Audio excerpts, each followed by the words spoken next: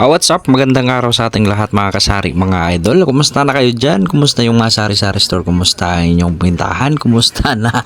So, ayan mga idol, no? Akunting update lang sa ating maliit na sari-sari store.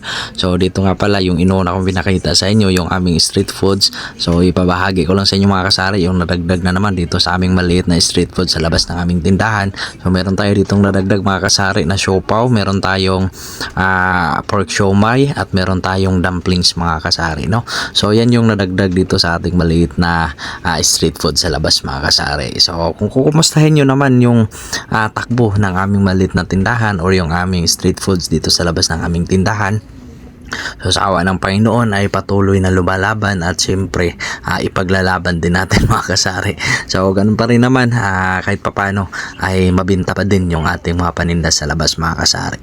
So at yan yung view dito sa labas ng ating maliit na sari-sari store. So sabi ko nga sa inyo, meron tayong maliit na street foods at meron tayong iba pang nadagdag at iba pang pinagkakaktaan dito sa ating maliit na tindahan mga kasari.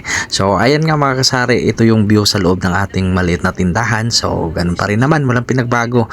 May nadagdag lang ng mga paninda at syempre kahit papano ay nakakapamili tayo ng mga kulang-kulang dito sa ating maliit na tindahan. So sana kayo din mga kasari, no, kahit paano ay patuloy na lumalago. Kahit hindi man gaanong lumalago, at least na patuloy na lumalaban at syempre may pinagkukuhanan tayo sa pangtustos at sa pang araw-araw mga kasari. So ganun yung pinaka-importante mga kasari, no, na kahit paano ay nasusuportahan yung ating mga pangangailangan sa pamamagitan ng ating business mga kasari. So ito nga yung ating maliit na sari-sari store. Kaya ayan, maraming salamat sa Panginoon kahit papano ay patuloy na lumalaban at syempre especially sa ating mga customer, no, na paulit-ulit na bumibili sa ating tindahan. Kaya tayo ay nagpapasalamat mga kasari.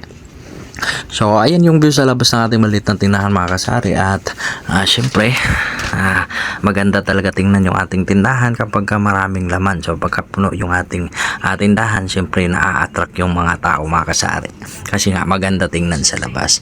So yan lang yung ating update. Kahit papaano, pasensya na, bira lang ako makapag-upload ng mataas na video. So palaging short yung ating ina-upload sa ating maliit na tindahan mga kasari dahil nga busy-busyhan tayo araw-araw mga kasari, no? So ito na, dito na tayo sa loob ng ating maliit na tindahan. So dalawang klase na lang yung aming bigas, Ivory at saka Ganador. And good news mga kasari dahil bumaba na yung per sack ng mga bintahan ng bigas mga kasari. So binibinta natin ng 52 per kilo yung ating Ganador at 50 naman yung ating Ivory mga kasari. So ayan, konting update lang at binabahagi ko lang sa inyo yung aming maliit na sari-sari store na kahit papano ay patuloy na lumalaban sa bawat araw mga kasari, no? So ayan, maraming salamat sa inyong lahat, sa mga nanonood ng aking video, sa mga hindi pa nakapag-subscribe sa aking channel at napapanood yung aking video.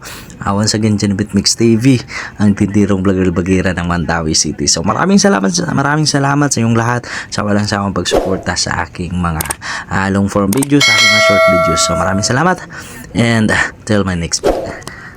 Bye bye.